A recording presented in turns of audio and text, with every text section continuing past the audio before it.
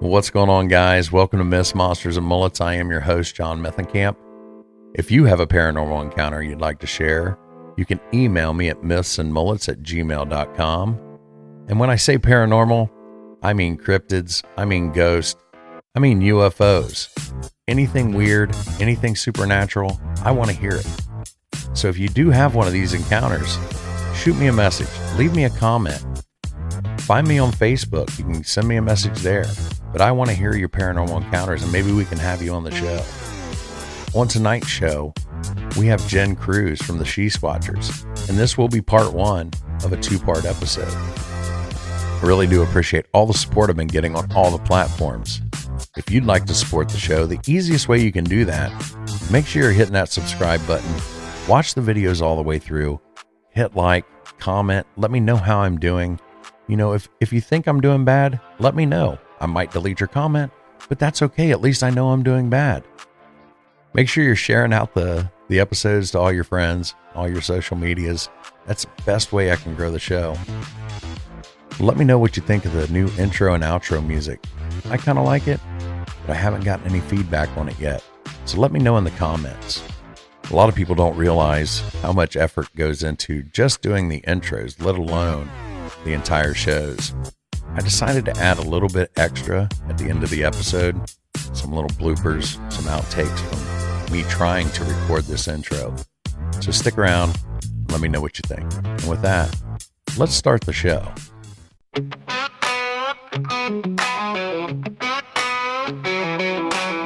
Out in the woods, shadows creep slow. Footprints deep where no man should go. Cold winds howl through hollers and brooks. Whispers of Bigfoot in the way it looks. Myths, monsters, and bullets in the night. Under a pale moon, strange glowing light. Truth's out there like a blade it cuts. Myths, monsters, and bullets run amok.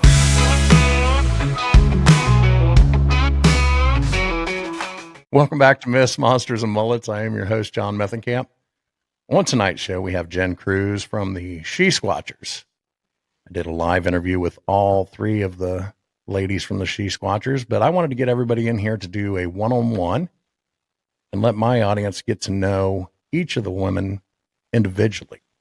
So, Jen, why don't you tell my listeners a little bit about yourself? I'm Jen Kruse. I was born and raised in Minnesota. I have raised my children. They are gone. They've left me unsupervised, so I'm doing all kinds of crazy stuff, like looking for Bigfoot and exploring consciousness and all the fun stuff that I consider to be fun anyway. I've always been intuitive, tried to hide it most of my life. I scared my parents a lot with the things that I said.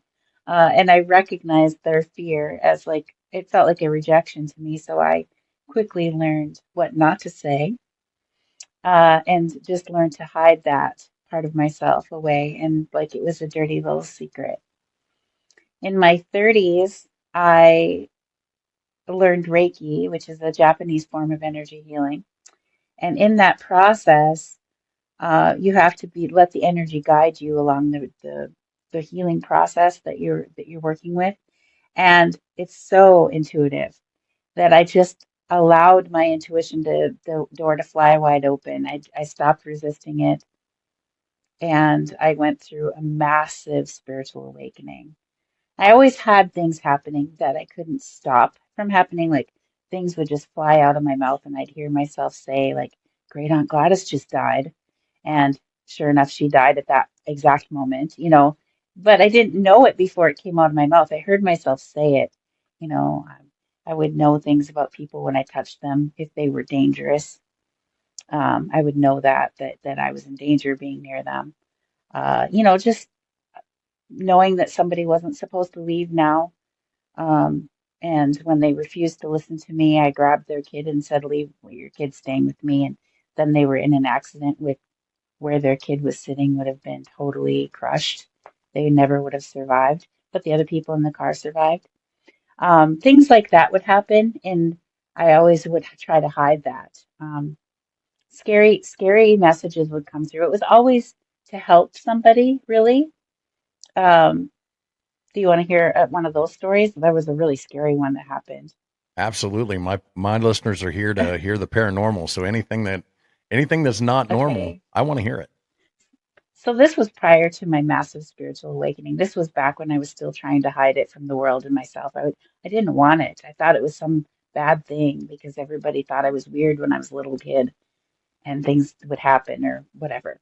So uh, there came a point in time where I had intervened with this person in my community who had some little girls that they weren't treating them very well.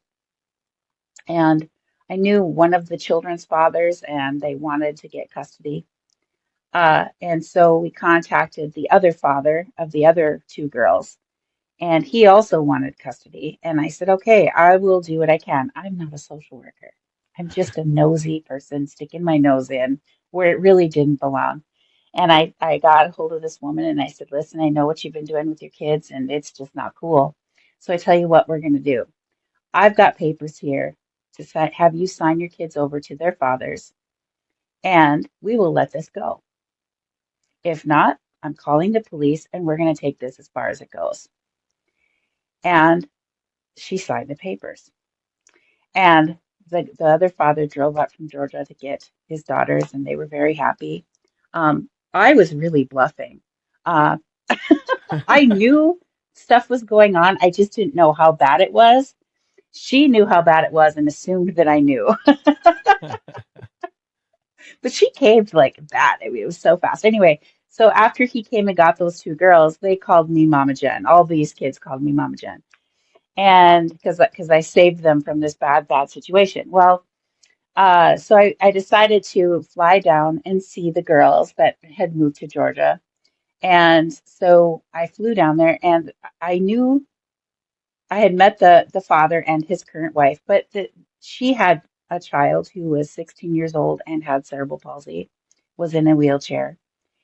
And so when I got off the plane and they picked me up and we had to drive 2 hours to get to their home because they lived in the middle of nowhere. And I met her son and I looked at him and what I saw was his flesh rotted off of his bones and he was a skeleton when I looked at him. And I just had never seen anything like that before. It scared me because I was seeing something and it would repeat. Every time I looked at him, I would see this happen. And I would just shake my head and look away and go, what in the world is happening? And we got back to, and I said to her, I said, is he okay?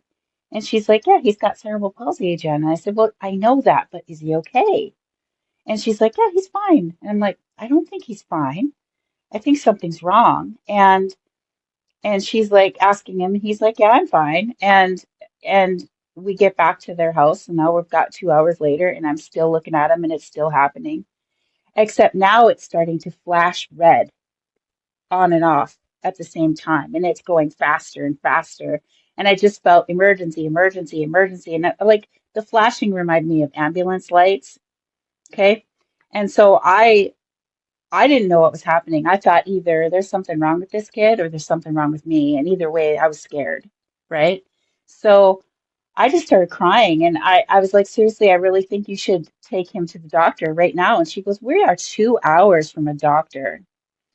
And I said, I'm sorry, but you need to take him. There's something wrong. And she's like, he just has cerebral palsy. I said, I know he has cerebral palsy. It's not that. Seriously, there's something wrong. Take him to the doctor.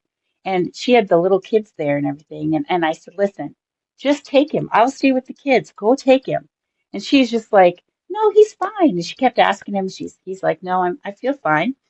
And I just lost it, started crying, and I grabbed a hold of this woman who barely knew me, by the way. And I started shaking her and I'm sobbing uncontrollably. And I said, listen, you take him and find out that I'm wrong, but do not stay here and find out that I'm right. Take him right now. He needs to go to the hospital now, now. And she saw, I mean, I was shaking this woman and crying. And so she took him right then. She took him. She got to the 2 hours away to the hospital. And when they got there, they started looking at him. And the doctor said, what made you bring him in here? And she told him about how this lady who just, they barely knew, was freaked out and was demanding that I take him right now. And he said, well, it's a miracle because he had a grand mal seizure when he was sleeping that nobody knew about. His brain was swelling. And had you waited until there had been symptoms, he would have died in your car. Holy cow. Yeah.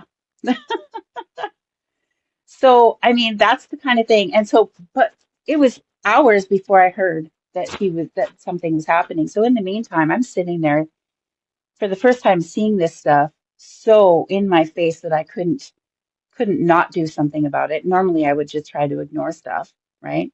This I couldn't ignore. And it scared me so bad because I kept thinking there's something wrong with him or there's something wrong with me, and both of those things scared me.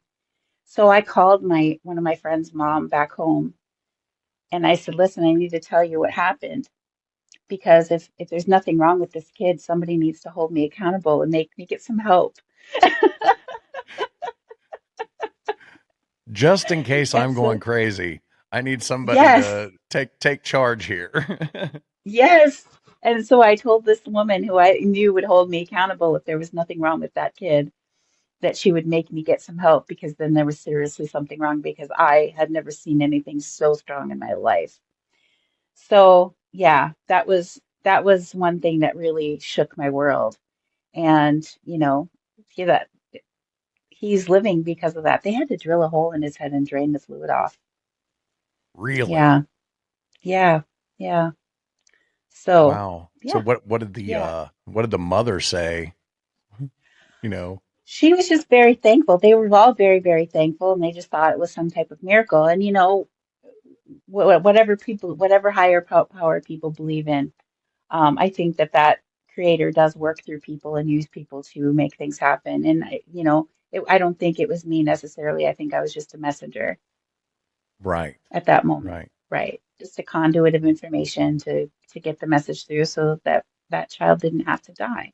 So that's kind of how that went prior to my spiritual awakening. But during my spiritual awakening, like, whoa. it, I can see why there's books out there that talk about, your spiritual awakening and you're not really going crazy because it feels like you're going crazy. Your perception of reality changes so fast and so quickly that you're having trouble deciphering what's real and what's not real, and everything's changing so fast. For me, anyway, it happened so fast and it blew wide open, and I had to learn how to perceive the world all over again, and learn my psychic vocabulary is what I call it, because every psychic has their vocabulary with their spirit guides. That different things mean something different to each person, and nobody is wrong. It's just your own personal language that you develop with your guides. And I give this as an example because it's a perfect one. When I was a kid, my mom used to show me the Morton salt container with the girl with the umbrella. And she used to say, when you buy salt, Jen, you have to buy this kind right here. And so I'm looking at it going, the girl with the umbrella, right? That's what I thought mom was talking about. But what she was really meaning was she was talking about iodized salt with the iodine in it, right? That's what she was really talking about. Not necessarily the Morton's brand, but that's what I thought she was talking about. Anyway, skip forward many, many years. I'm a Reiki master teacher. I'm doing Reiki and massage therapy and aromatherapy and reflexology, doing all kinds of holistic medicine with my clients. And I had a client come in, and she was a nurse practitioner, almost a doctor. Actually, And she actually, I said, think nurse Jen, practitioners. I would rather see a nurse practitioner personally. me too. They're very thorough. They spend more time with you than a doctor's Correct. allowed to. So she comes in and she knows I'm intuitive. She knows all that. So she's like, Jen, I've got something wrong with me. Uh, I can't figure out, nobody can figure out what it is. We just can't put our finger on it. So if you could, see if you can come up with something while you're working on me. And I said, all right. So I'm asking the question while I'm working on her. What is it that's wrong? What is it that's wrong? And I start to see the girl, the umbrella from the Morton salt container. And to me, that means iodized salt. And so I said to her, what are the symptoms of iodine deficiency? And she went, oh, that's it. That's what it was. She had an iodine deficiency. She'd like cut salt out of her diet or something for too long, or Well, not all salt has iodine in it. right, right. So, I mean, if you're not using that kind of salt, you're probably deficient. But she was having that deficiency, and that was causing her dysfunction of whatever it was. I don't even know what the symptoms are, but I never asked her what the symptoms were. She just wanted me to ask my guides for the information of what was wrong with her, and that was what it was. So, I mean, that's just an example of how seeing the Morton Salt girl with the umbrella means iodine deficiency to me. And that's just part of my psychic vocabulary. Pick different pictures mean different things, and they might mean something to something else to a different person. So nobody's wrong, no, and everybody's right. So when you get these pictures, um, are they just like flashes in your mind, or like does it is it physically in your vision? Both. It can happen both ways. Um, when I am not trying to have a vision or gather, when I'm trying, I'll close my eyes and just let my mind go blank and ask the question and see what I see or feel or hear because it can come through so many different ways. And I just open my awareness to whatever comes through and, in answer to my question. Or I'm looking at a picture and asking the question, and then what I see on the picture changes. But if I'm not trying and a message is forcing itself to me that I'm not looking for, it just is coming to me. I could just be looking. I was at work one day and I was doing massage therapy on a client, and I was just staring off at my curtains in the corner of the room. Because if you look down, it's bad posture, you hurt your neck. So I'm just always trying to look at something eye level. And I start seeing a vision in the corner of my room in the curtains. And and that's happened multiple times. I've had multiple visions in my curtains at work. And sometimes I'll see like a friend from high school in the hospital and somebody who I hadn't talked to in maybe 20 years. I know I'm not old enough to be that, but Well, you're but like but 25, right? right? No. So so then I freak out and think they're, oh my God, they must be dying. So then I quickly message thinking I'm going to get the wife because they have a joint account, and then my actual classmate messages me back, yes, Jen, I'm in the hospital. It's okay. I just had surgery. Wow. But I'm seeing this person in the hospital. I'm like, something's wrong. And so things like that would happen. But sometimes I see things I don't want to see. That was going to Like be my next question because I would be afraid that there would be things like I don't want to know that. so here's the thing. And I had and this was a hard lesson because when I first started to see things that I didn't want to know, uh, I was I was just interpreting what I was seeing, and I thought it meant that my husband and my adopted children died because that nobody in my life knew them anymore, and nobody knew anything about them. Nobody knew who they were, and I thought that meant that they died. So I started grieving the loss of my husband and his children in my life because I thought they had died. I thought that's what the vision meant. And I literally went on strike with my spirit guides. I was like, you know what? I don't know why you showed me this. I don't even, what's the point in living anymore? I don't even want. I was grieving the loss of the people that I loved, and they were still there. But I had seen that they weren't going to be there anymore, and I thought that meant that they died. But what really it meant was my husband was going to divorce me, and they were going to be gone. But I couldn't fathom that idea that that would ever happen. I mean, I would have never left him. that I couldn't fathom that idea that that would happen, but it did, you know. So my guides had to like coax me through that to keep going because I had literally gave up. I was like, I'm done. I'm done. Done. Yeah. Wow. Yeah, because I was just heartbroken thinking that they were going to die. So, I mean, I had to learn that when you see things that are hard things about people dying, about things that were coming, because I have seen that people were going to die. And I've learned that you only see the bad things if there's a way that you can help avoid it or a way to navigate it in a better way. Um, so, for example, I don't know if you're familiar with the whole Standing Rock issue that happened quite a few years ago, where they were protesting the pipeline that was going into the reservation land. Um, I'm part Native American. I know I'm very light-skinned, but I'm actually a tribal member of the Red Lake Band of Chippewa Indians in northern Minnesota. And I grew up not on my reservation. I grew up affiliated with the White Earth Reservation, which is just south of that. Um, and I grew up in a very natural way. We grew, raised, and hunted almost everything that we ate. So, I mean, I grew up very connected to the land and all that.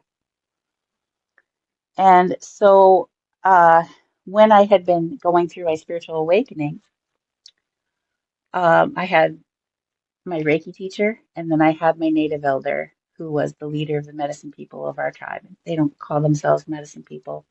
He was the leader of the Medewin, which is the Grand Medicine Society, and they call themselves spiritual advisors.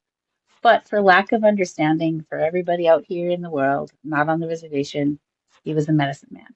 And that's the best way that people are going to understand what he was. Right. But and he guided me through my spiritual awakening because I was so crazy. And I would often call him and say, "Am I okay? This is what just happened. Am I okay?" And he also worked as a counselor. So when he said I was okay, I really believed that I probably was. And he just kept telling me to keep going and not to be scared and just keep going. And he was right. He was right. So anyway, I would have visions about things that were coming for the tribe. And so I would tell him, and he would take care of whatever it was. I would tell him the vision, and it would also always come with the guidance. And I had to learn how to interpret those things that I saw. And so I would say, this is what's coming. Here is the guidance of what we were supposed to do so that this doesn't happen or to make this less of a problem. Okay. And so I would always tell him what I was seeing, and then that would be the end of it. I wouldn't hear anything else, right? That would be it. Well, uh, my elder died, and I was still having visions, but I didn't tell anybody because who am I going to tell? And,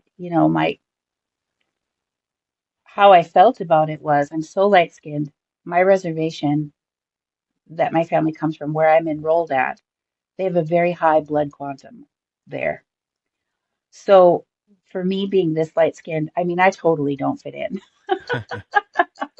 I mean, really. And my thought was, why do they want to hear anything from me? You know what I mean? I'm Right. sure they have people that have this going on. Why do they want to hear it from me? I told my elder he had in the native way adopted me. So I was like his daughter, because he did my naming and all that. He took me into his family. But when he was gone, I just didn't feel like there was anyone else to tell. So I was at the powwow one day, and his uncle, my elder's uncle, who I knew didn't do powwows, came to the powwow and he yelled at me, and he was like 4'11" and I'm 5'9". And he looked at me and he put his finger up and he said, "You sit there." And he pointed down to this cooler on the ground and he told me, "You sit there." And I sat. I sat on this cooler and now I'm looking up at him and he starts scolding me. And he said, "We got a big problem." And I'm like, "We do?" He said, "Yeah, we do." And I'm like, okay, what is it? And he goes, nobody's having visions anymore. And if they are, they're not telling us about it. And I was like feeling a little called out, right? I'm like, is he really like scolding me for this? And like, I didn't know that anybody else knew that I was the one having visions. I only told my elder, right? And so he's scolding me about nobody's having visions. And if they are, nobody's telling us about it. And we're walking through this world blind, not knowing what to do, walking right into the trouble. Nobody's giving us their visions anymore. And he's like fingers pointing. I'm getting scolded. I was like shrinking down lower and lower because I was in trouble. I felt like a little kid in trouble, you know. Anyway, so after that, I was like, all right, I will tell you if I have visions. I will tell you. So, because that happened, it wasn't that much later that I found myself at Standing Rock because my cousin was getting a naming ceremony at Standing Rock. I didn't actually ever go to where they were protesting. They had camps and they were living in teepees and stuff, which was kind of cool. And so my cousin called and he says, "Hey, I'm having a naming ceremony out at Standing Rock." And that's a big deal to a Native person. I don't think non-Native people really understand that. It's like it's it's a big deal to be named. Because they're not naming your like my name is Jennifer, that's the name of this body, but that's just the name of this body. That's not who I really am at all. Who I really am is my spirit name, the name that they give you in sacred ceremony. That name's the spirit that who you really are that lives inside of the earth suit that they call Jennifer. And when that earth suit that they call Jennifer gives out and dies, who I really am inside that spirit continues living, just takes it off and continues living because it's become strong enough to live without the suit, right? So when you get your naming ceremony, they're naming your spirit separate from your body, and it's a really big deal to a Native person. And so my cousin was getting named, and you get named, you know, you get named, you can get named multiple times in your life. They name you in my tribe, they name you as a description of who you are. And so you can have multiple names that describe who you are and perhaps a gift that you share with the people, right? So each one of those names is your name, and none of them replace another. But let's say, just for an example, that I was a cook. They might name me as an example, Jennifer the Cook, but that's not really a name, but this is just for an example. Now, let's say I was also doing medicine. Then they might name me Jennifer the Medicine Woman, right? That's not really a name either, but as an example. So let's say I come upon you, a stranger, and you're hungry. Which name would I give you as to who I am? Jennifer the Cook. Right. Because I Okay. tell you who I am and how I'm going to help you, right? How I'm going to interact with you. So I'm going to feed you because you're hungry. So that's kind of, you know, you can have multiple naming ceremonies throughout life. And when I had my naming ceremony, I received a whole bunch of names that were the spirit of my great grandmother came to my elder and told him that she wanted him to name me all of her names. I was to receive all of them. And she wanted him to do it because my family had forgotten. And so he called me up and he says, your grandmother came to me and she wants you to have her names. Will you take them? And I said, yes, I'll take them. And so I had a list of her names. And some of them were so old that he couldn't even translate them. He could translate some of them. But in my family, and this isn't necessarily an Ojibwe tradition, it's actually a Sioux tradition. And I'm part Ojibwe, part Sioux, and part Almushkego, which is Swampy Cree. Um, and but it was more of a Dakota Sioux tradition to pass names down every other generation to remember who your ancestors are. And so the names were so old that they were such old dialects and they didn't really know what they meant. And so I had to like look really, really hard to translate the names and trace the languages back farther and farther to translate some of my names. But it was it's such a fun and an exciting adventure for me to trace down all the names. And how did I get on this whole subject of naming anyway? I don't even know. But We were talking about anyway, Standing I, Rock. we were talking about Standing Rock, so I get off on a tangent. Sorry about that. That's fine. So Standing Rock. So I'm at Standing Rock. Oh my, because my cousin was getting named, and it's a big deal. So he asked if, so in a naming ceremony, generally you want your family to stand for you. And I was the only family that he could think of in the native part of the family that would stand for him.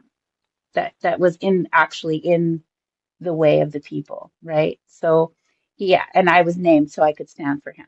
So I said yes, I would go stand for him. And typically what that would mean was I would hang on to him. You hang on to him like he's a baby. And as he's being named after that, I would take him into each direction and introduce him with his new name to all the directions so that all the spirits in the world would know him by this new name. So, so he asked me to do this for him, so I would stand for him and I would introduce him to the directions with his new name when he was named, right? So it was a big deal. It was a great big honor. I said, yes, I will come. So Jenna and I, you know Jenna, Yeah. we went off to Standing Rock and it's the middle of November and it is cold. And I'm like, okay, well, we were already kind of in the area, but we didn't bring like winter gear and it was, coming on winter. And he's like, don't worry, we've got everything you need. They provided everything we needed. They jackets, blankets, a place to sleep, everything. I mean, everything we needed, they gave it to us. And we spent the night because he was going to be named the next day.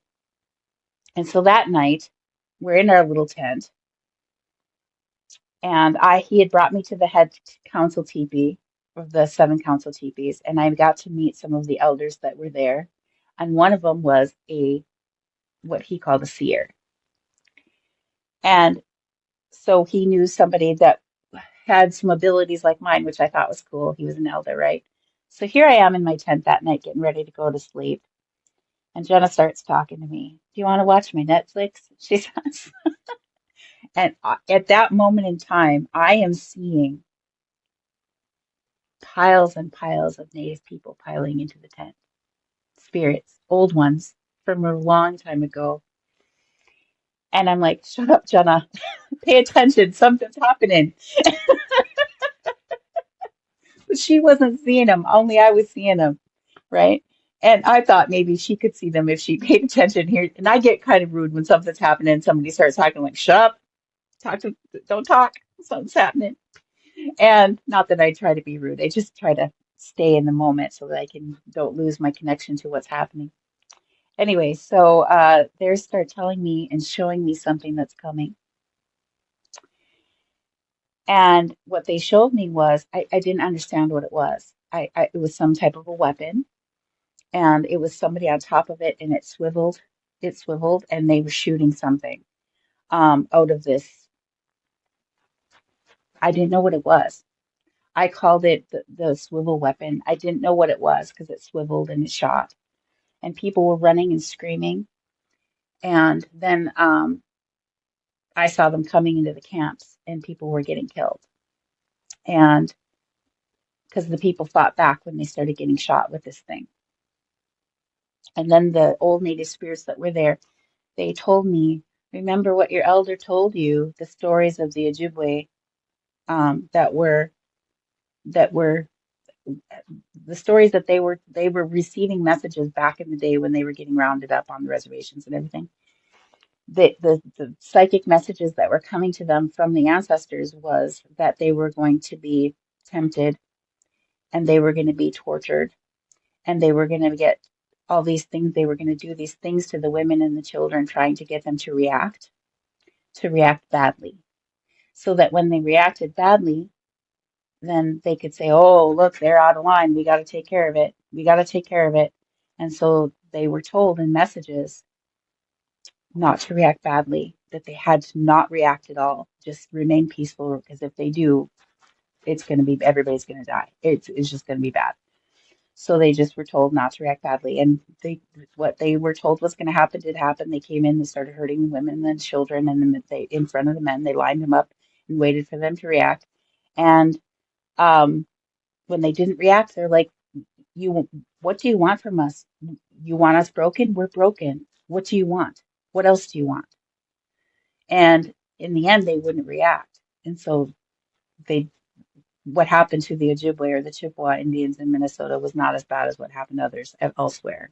And so, you know, a lot of bad things did happen, but not as bad because they didn't react. Like the Dakota. The Dakota reacted. Yeah.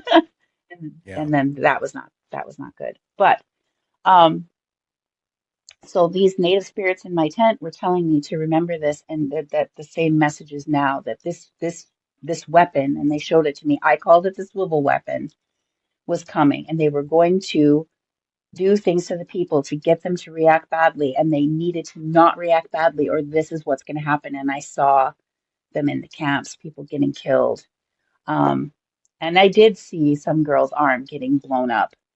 Um, and and I didn't know when this was going to happen, but it was coming. They said, this is coming, it's going to happen. They need to know not to react badly.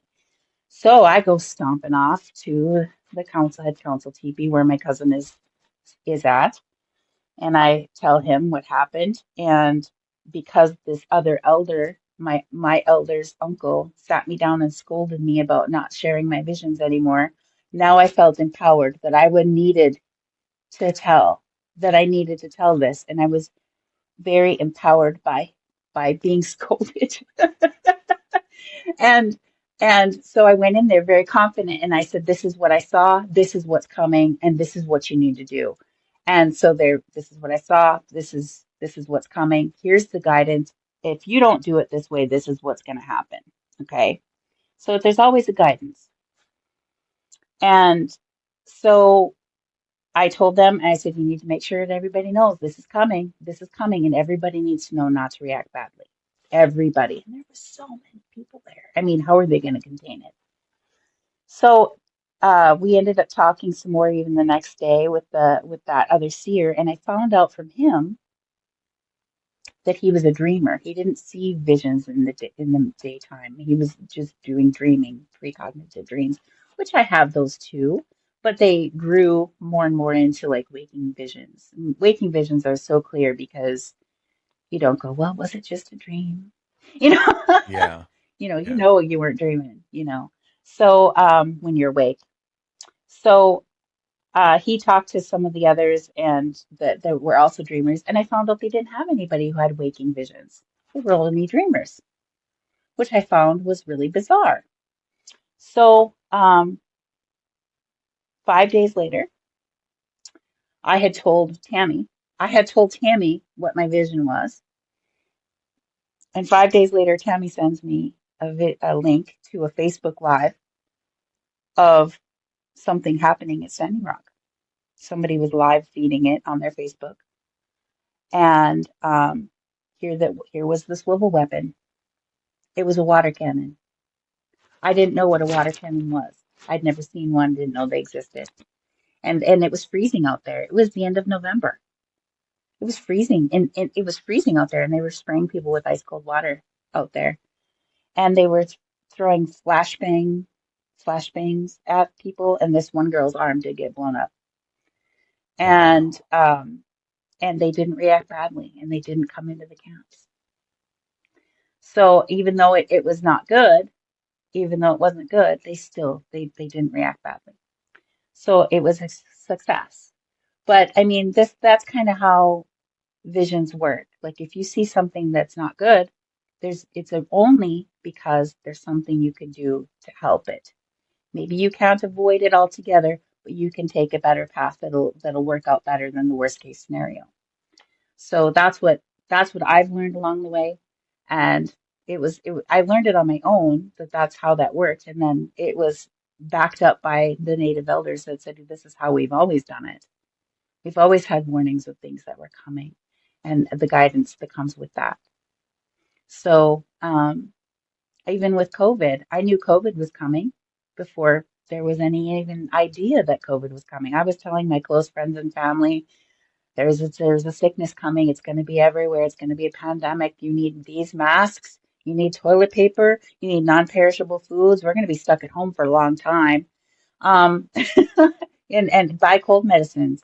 And because it started off for me as dreams that wouldn't stop. And in my dreams, I always died from it. And I couldn't breathe. It was like, I just knew I said it was a pneumonia-like virus that was going to spread fast. and that I just couldn't breathe. And in my dreams, I just knew I was one of those people that wasn't going to make it. And yeah, and because of that, and then I started having visions about it in my awake time. Because of I started talking about it, and I said it to my mom, and my mom knows that I'm gifted. She believes in the things that I say. And she was with one of her really good friends, and we were having lunch, and I said, "This is what's coming. This is what you need to do. We need to get ready for this." And my mom's friend is like, "I don't think that's ever going to happen in a million years. That would never happen in America." And I'm like, "It's coming. Get ready." And she's like, "No." Well, so here's me buying masks and stuff and giving them to my mom because my mom's staying with this lady, helping her take care of her. So I'm like giving them all this stuff because this is coming. You got to be ready for it. And and then after it all came and everything happened, Tammy and Jenna, they were all stocked up. We had masks, we had toilet paper, we had all the stuff. We were Wow. ready. I wish I'd have known you back Um, then. yeah, yeah. So I mean, we knew it was coming, but you know, when after it was all said and done, my mom and I was sitting there with my mom and her friend, and she's like, "Who would have ever thought that this would happen?" I said, "I did, and I told you, and you said no way." Sometimes you got to listen to So your kids. yes, and because I had those visions and those knowings about COVID, I was very careful. I totally believe it would have killed me if I hadn't had those visions. I would not have been as careful as I was. I was very careful, very, very careful. So, because I was so careful, I was good. So, but yeah, yeah. So that's kind of how that goes. Um, but it's not always doom and gloom. There's good things that can happen too. A little inkling about this or that. You get good feelings about people. You also get bad feelings about people. So, I think a yeah. lot of people Yeah. have that and they just ignore it. That's true. Everybody does have that to some degree or another, and they either give it the credit that it's worth or they don't. But everybody has had it happen where they think of somebody and then that person calls them. Everybody's had that happen, right? What is that? I think everybody has those psychic abilities, and they either embrace them and move forward with it, or they don't, or they just discredit it as a coincidence. But the more you follow those things, my elder called them the blessings. Follow the blessings, follow the blessings, and there will be more blessings there to follow. And I said, what are the blessings? What do they look like? And he said, you call them synchronicities.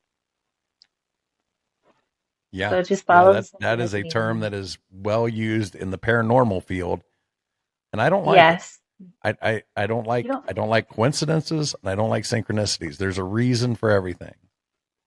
There is. There is. And of my psychic vocabulary, I have words that are very special to me that mean something to me. And they're just random words. I mean, one of them is my family name. It wouldn't mean anything to anybody else, but it means something to me. To me, when I see that, it means go this way. And so if I'm at a crossroads and I'm like, which way should I go? I just look, oh, there, I go that way. And it just leads me. And the more that it's there, the more I follow it, the more it's there. And it's been funny because like before I had internet, before we had these smartphones that we could check the internet on, I would be out at the lake and I'd be thinking of something and I wanted to look it up on the internet, but I couldn't, so I called my friend who had a computer at home and I'm like, hey, can you look this up on the internet for me? She's like, yeah. And so she'd look it up and she'd say, well, which link should I click? I'm like, you know my words, look for my words. And she's like, oh, here's your word right here. And she'd click on it. Now what do I click on? I said, look for my words. And she'd look, oh my God, they're here too. And she'd click on it. And the more she'd follow my words, the more words would be there. Then, they're not like a whole bunch of them. There's like maybe 10. Wow. So, and she's like, this is really creepy, Jen. The more I follow it, the more it's there. I'm like, yep, that's how it works. Get to the page that has the information that's for me.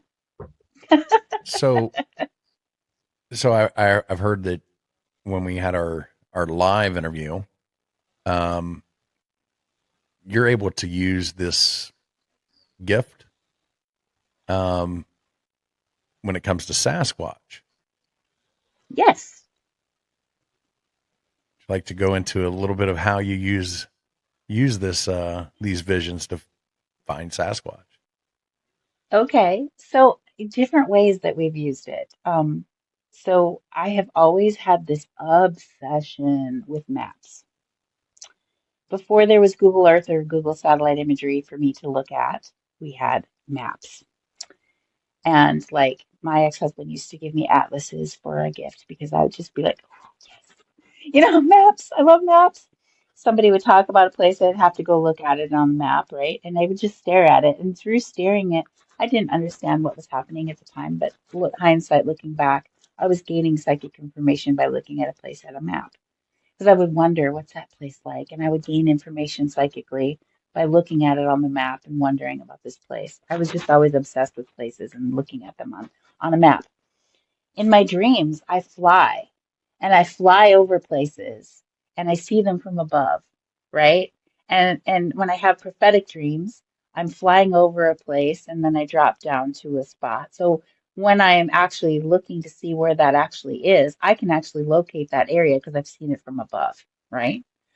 So anyway, I had found a woman who had been missing, and I didn't know she was missing. I didn't know anything about her. I started dreaming about I was flying through the air and I saw my aunt's house on the river. She lived by Thief River Falls, Minnesota, outside of town. And so I saw my aunt's house and I'm flying over the river and I'm counting the bends of the river towards town. And then down in the water, I dive into the river. And I was always trying to get down to the thing that sunk so I could drive it back up. That was my dream. I was trying to get down to the thing that sunk so I could drive it back up. And I would always wake up and go, that is the stupidest thing ever. You can't drive up something after it sinks, right?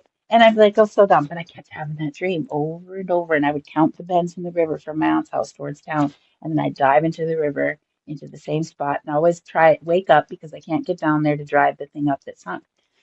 But it happened so many times that I called my cousin who lives next to her mother on the river, and my cousin knows that I'm gifted. Her mother wasn't so open to it. Um, so I called my cousin and I said, "Hey, do you think there's anything in the river?" And and her sister is also gifted, but is scared of it. So she always said, if you want to know something, if she's sensing something, ask me and I'll find out. I'm like, all right. I'm like, find out from your sister if she's sensing anything in the river. She called me back. She said she's not sensing anything in the river. I said, well, I think there's something down there. Is the ice still good? Could I come out there with my husband's ice auger and my camera and stick it down there? I was hoping it was a treasure of some kind, right? I'm always thinking something positive. It's got to be something great, right? So she's like, no, the ice is breaking up. You can't do that. And I'm like, dang it. So I told her where it was exactly. I said, this is exactly where it is. There's something down there in the river. There's something down there. Told her my dream, trying to drive up something that sunk. I said, I know it sounds stupid, but it's happening over and over and over again. I don't know how much time passed from that phone call. Maybe it was a month. My cousin called, crying. They found her. They found her. She was right where you said she'd be. What are you talking about? Right? She's like, they found Gina Anderson right where you said she'd be. I go, who is Gina Anderson? What are you talking about? And she was a girl who had been missing. I don't watch the news. I didn't know she had been missing a year and a half. I didn't know that anybody was missing. I don't live there. Um, and she had gone missing. And here she had a seizure apparently and drove into the river. And she was in her car at the bottom of the river right there, where I kept trying to drive up something that sunk. And she was in her car. So Holy that was cow! like the first dead body that I found. And I didn't You even know said I was telling you first, that. Yeah, yeah, that was the first one. so that implies there's Uh, more. yeah, there's more. There's more. I don't like to find dead people. That is not fun for me at all. I mean, that one wasn't hard. That I didn't have to go through death with that person, but like I was on a radio interview one time and it was live and he knew that I had had this happen before, so he knew people that were looking currently for a missing kid. and in an area not near where I live at all, so I didn't know anybody was missing or whatever. And he says, "Can you help us find this boy?" And I'm like, "I don't know. I've never tried to do that before." And he's like, "Well, can you try it?" And I said, "Okay, what's the kid's name? Tell me something about him." So they gave me his name, his and the age, and that he was black. I said, "Okay." And I just took a moment and I tried to connect with him. And I told him what I was feeling was I actually connected with the boy and I was feeling what he was feeling. And I said, he got wrapped up like a mummy with duct tape and a blanket, wrapped up like a mummy, and his hands were tied like this. Hands and feet were tied like this, and they wrapped him up like a mummy, and he's in the water. But I said, it's cold. It's really cold, but it's got edges like a bathtub. It's as wide as a bathtub, but it's cold like river. It's river water. It's like river water.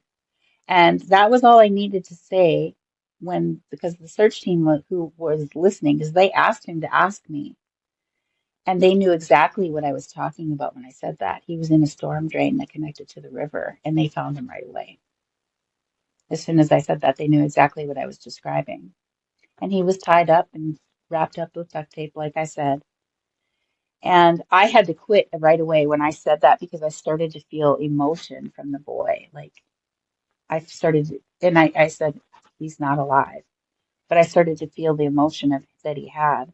And I had to stop because I was about to lose control of myself and like just start crying uncontrollably. And I said, I can't do that anymore. So we changed the subject to something else.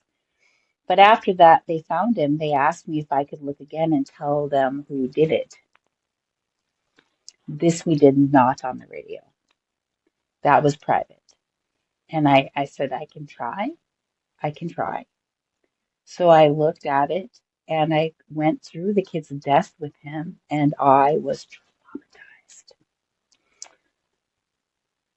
I felt like his emotions and his wondering, what did I do wrong? What did I do wrong? And I'm like, he knew the man. He was a man. He knew him.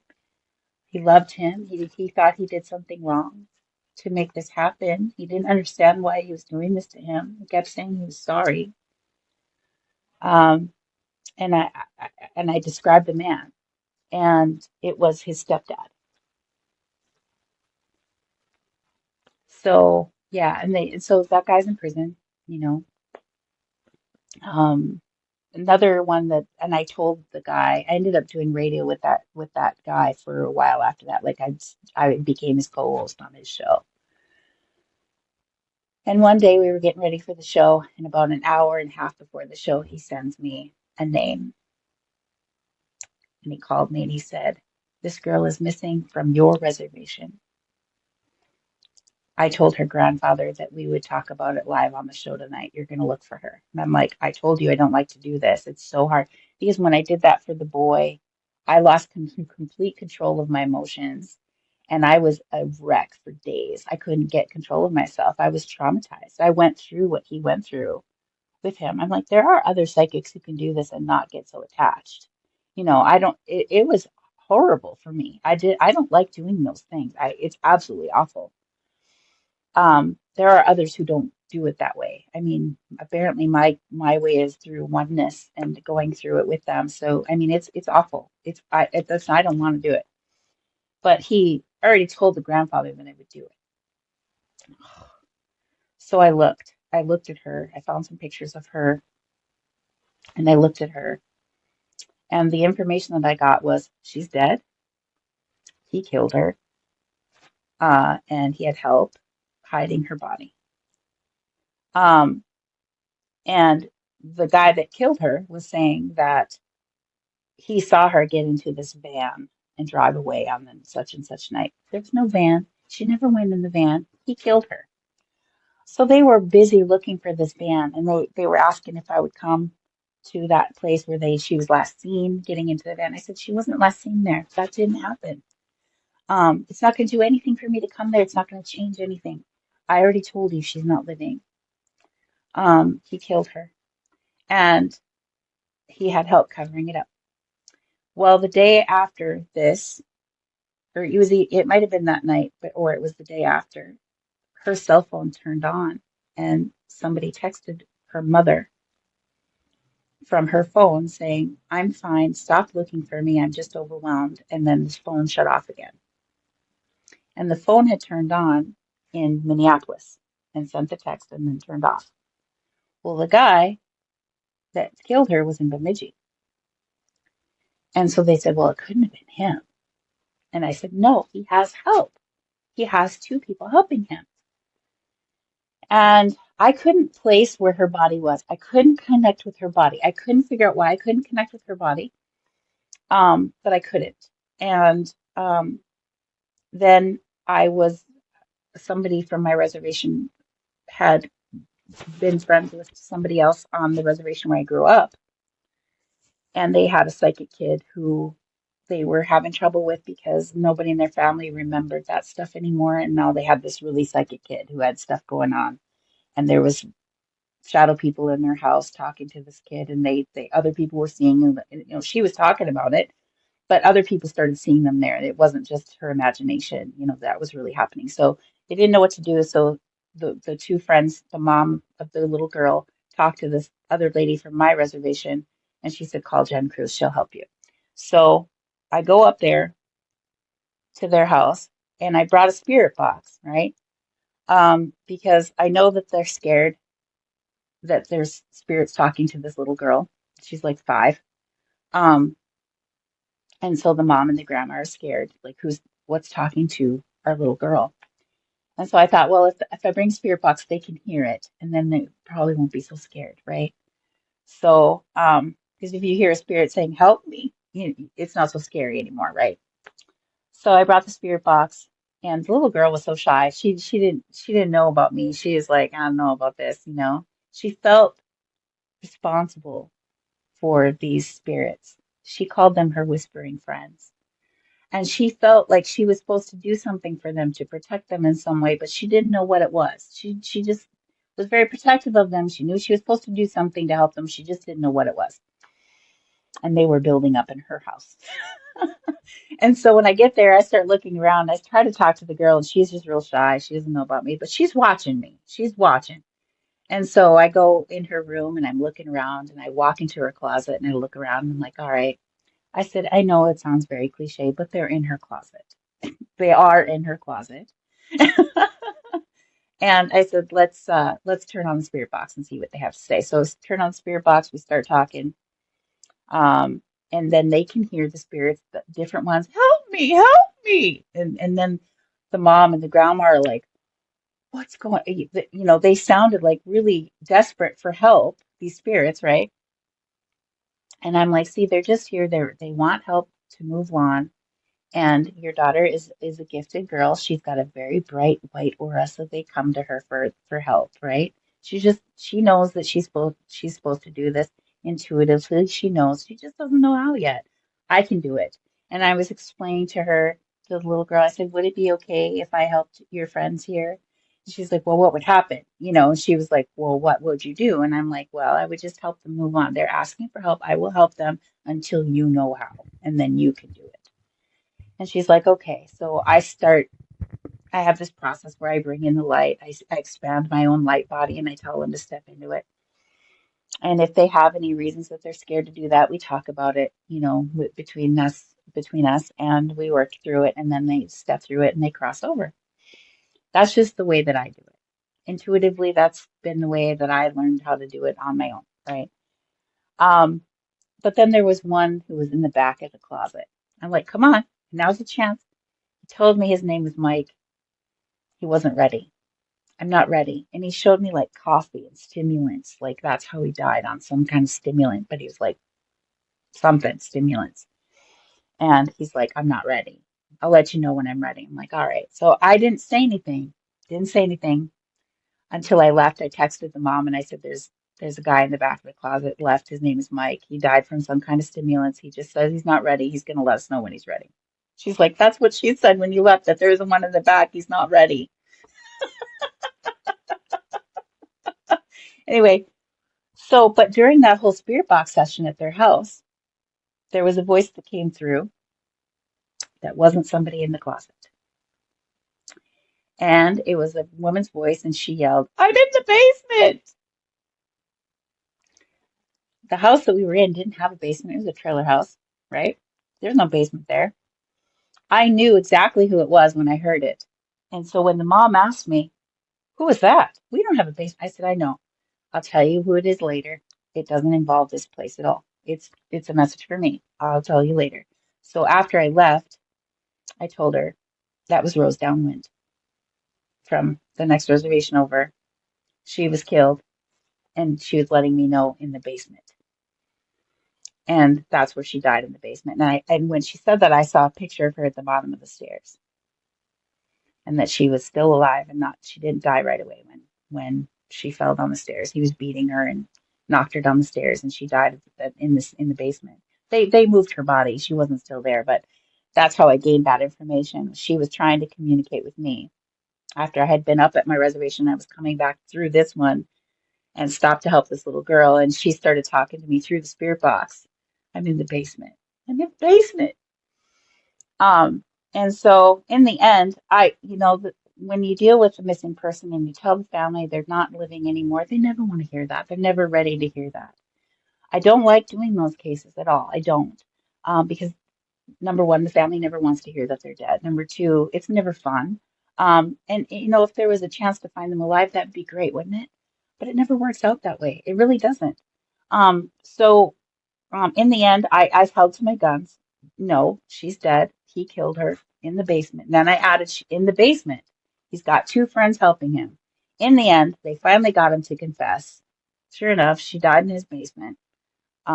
They burned her body. They burned her body. That's why I couldn't connect to it. I didn't know where I couldn't feel it.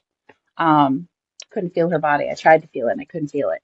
Um, so I don't know why I started telling you about that, but you asked me of the other people that I found. So Yeah. through the information, they pressured and pressured, and he finally confessed. And his two friends. So he was in Bemidji. He sent her cell phone with one of his friends to Minneapolis to do that text message to throw them off. So they started looking for her in Minneapolis.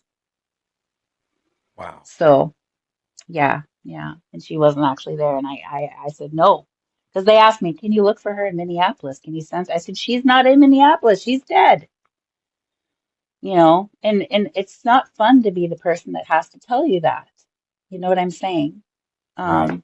And there's other things that I knew about that after the fact that just don't even need to be said because it's taken care of. They're in prison. All of them are in prison now. But That's um, good. Where they but deserve to yeah, be. yes, yes. So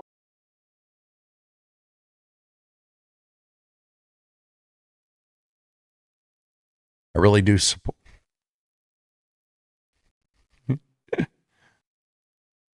I really do. Why am I screwing up so much? I really do appreciate all the support I've been getting.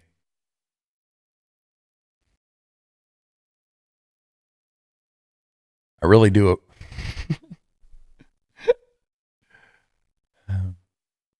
I really. I don't know why this is so hard tonight. That's what she said. I really do take 347. I really do appreciate all the support I've been getting. That's not what I want to say. Why do I keep saying that? I'd like to thank everybody for the support I've been getting on all the platforms. If you'd like to support the show, the easiest way to do that, hitting that subscribe button, liking, commenting, and share the show to somebody you think might like it. I almost made it that time.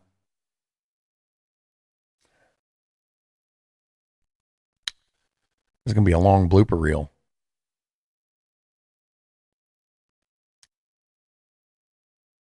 Really do appreciate all the support I've been getting. And what? Keep getting tongue-tied. It's getting late. You'd think I was a professional, but obviously not. We have some new intro music that I've been trying out for the last couple weeks. Make sure you let me know in the comments if you like it or if I should go back to the other way. I kind of like it. And also, at the end of the episode, there's new outro music. They mentioned the show a couple times, so maybe that's why I like it so much. But let me know if you like it. If not, maybe we can go back to the old way.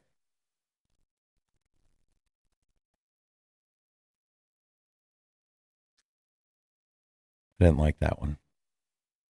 Once again, this week, we're going to have that new intro and outro music. Leave a comment down below if you like it. If not, we can change it up. It's as much your show as it is mine. And I want to make I don't like that either. Shadow in the pines lurking in the dusky air. Bigfoot stomps through the woods like he don't care. Lights in the sky flash green then blue.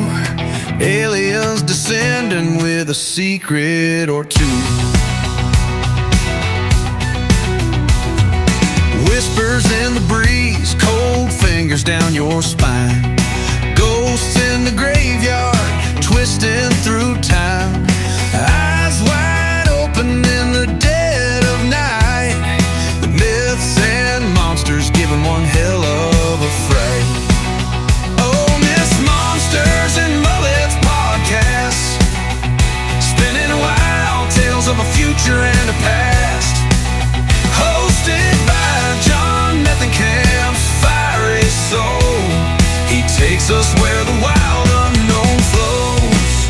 Oh, Miss Monsters and Mullets podcast, spinning wild tales of a future and a past. Hosted by John Methenkamp's fiery soul. He takes us where the wild unknown flows. Down by the bayou, you hear a raspy growl. Swamp gas glowing as the coyotes howl. A UFO zipping just above the trees, grabbing hold of wonder like a southern summer breeze.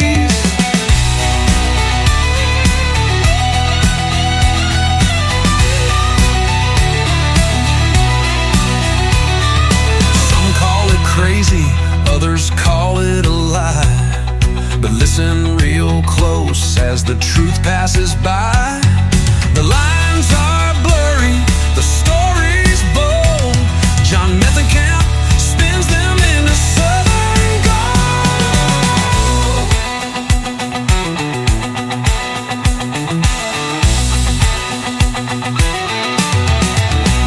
Apparitions dancing in the smoky haze.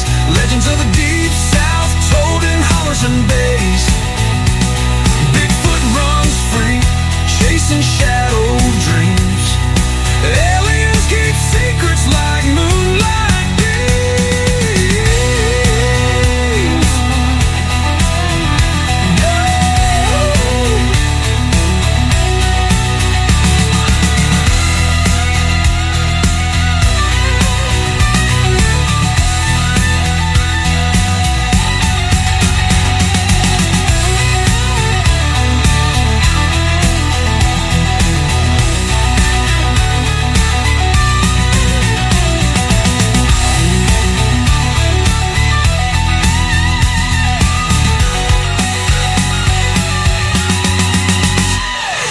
Down by the bayou, you hear a raspy growl. Swamp gas glowing as the coyotes howl. A UFO zipping